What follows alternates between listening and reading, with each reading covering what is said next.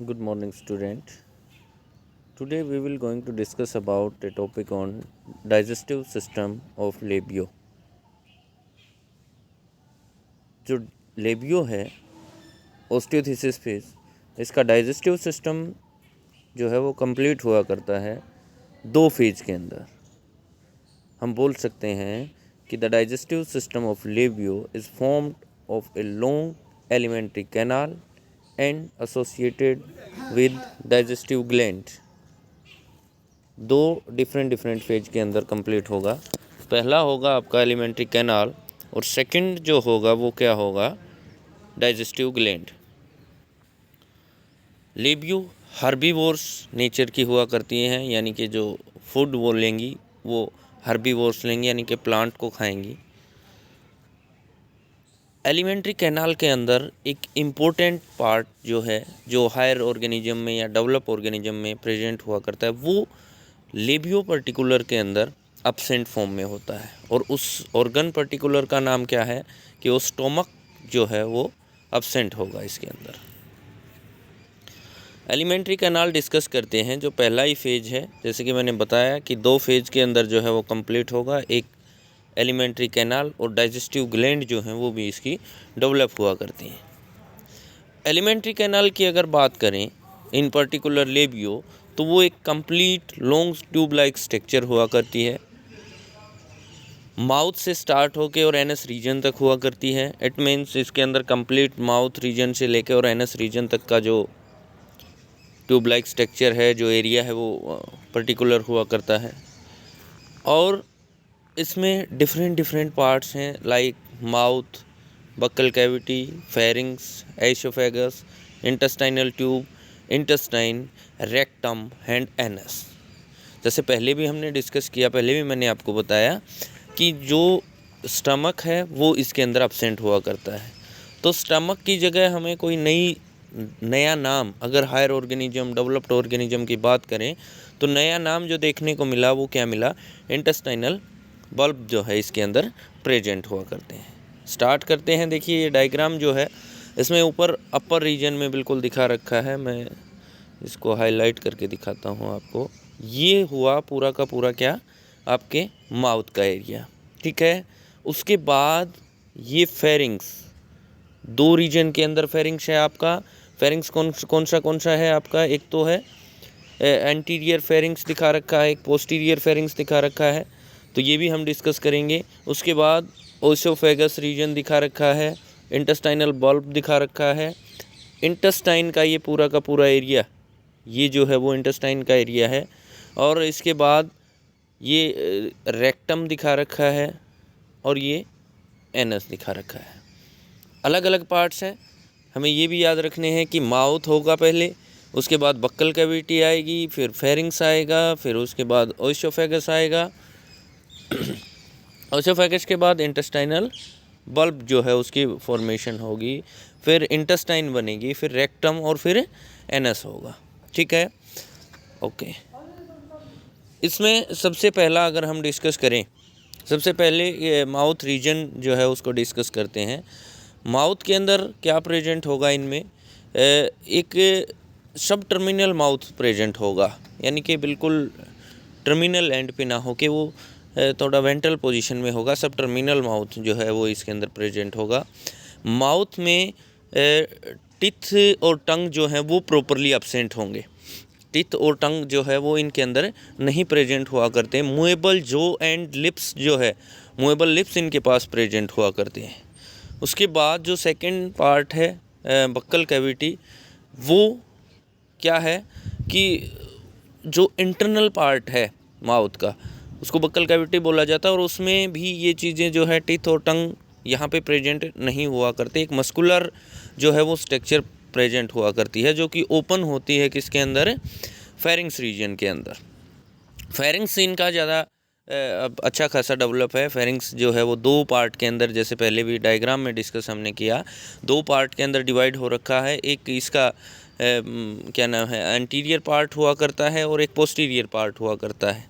Okay, जो anterior part है pharynx का, वो ज़्यादा इन्वॉल्व हुआ करता है किसमें, रेस्पिरेटरी सिस्टम में, और पोस्टीरियर पार्ट जो है वो इन्वॉल्व ज़्यादा हुआ करता है आपके डाइजेस्टिव सिस्टम में। ओके। और क्या है कि म्यूकस जो है वो सेक्रेशन हुआ करती है फेरिंक्स रीजन के अंदर, और गिल स्लिट्स जो हैं वो भी इसी रीजन के आसपास कहीं ना कहीं अटैच होते हैं। तो फूड का जो ऑक्सीडेशन होने का काम है वो फेरिंक्स रीजन में हुआ करता है, एक इम्पोर्टेंट सा पार्ट है।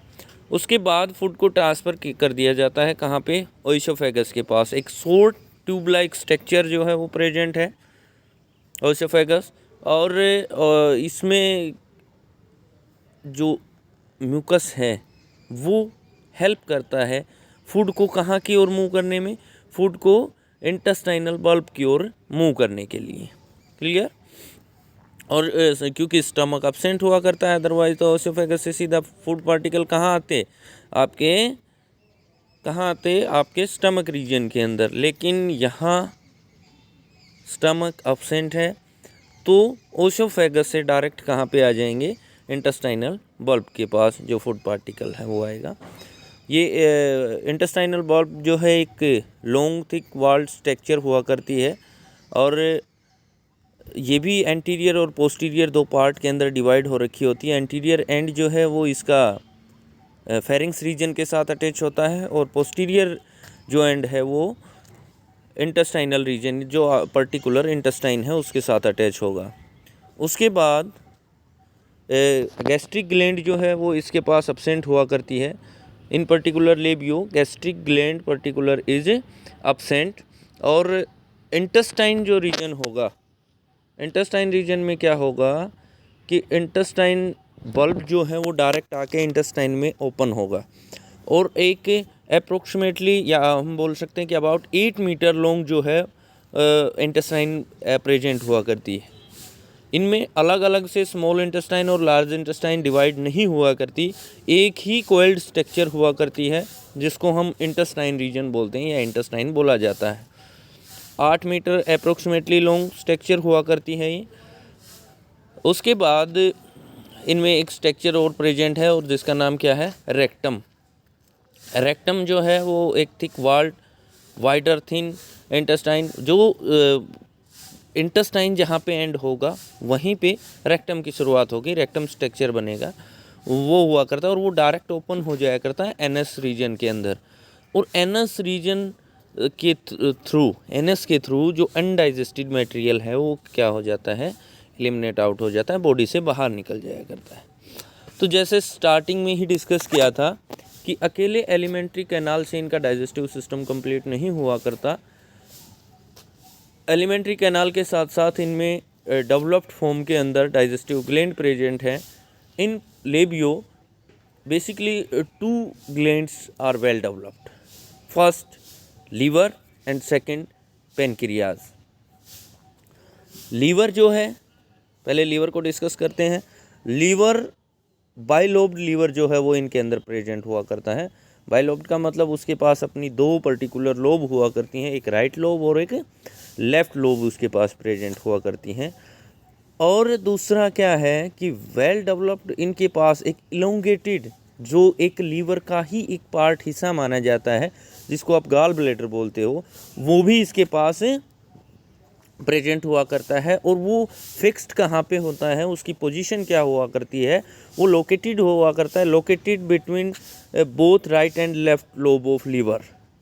जो आपका लीवर है उसकी एक राइट लोब है, एक लेफ्ट लोब है, 2 लोब लाइक स्ट्रक्चर हैं। ये डायग्राम आप देख पा रहे होंगे इसमें। ये जो राइट और लेफ्ट लोब हैं इनके बीच में गॉल ब्लैडर प्रेजेंट हुआ करता है। ये जो स्ट्रक्चर आपको दिखाई दे रही है, मैं आपको अभी शो कर देता हूँ। ये जो स्ट्रक्चर है ये गॉल ब्लैडर है, इसका ये एक राइट एक लेफ्ट लोब, ठीक है। दोनों के बीच में क्या प्रेजेंट है, गॉल ब्लैडर प्रेजेंट हुआ करता है। और इसके अलावा मैं आपको बता दूं, बाइल डक्ट जो है वो डायरेक्ट आपके जो इंटेस्टाइनल बल्ब जो है वहाँ उस स्ट्रक्चर के ऊपर अटैच हो जाया करता है, और जो सेक्रेशन हुआ करती है बाइल जूस की वो वहीं पे जाके सेक्रेट हुआ करता है।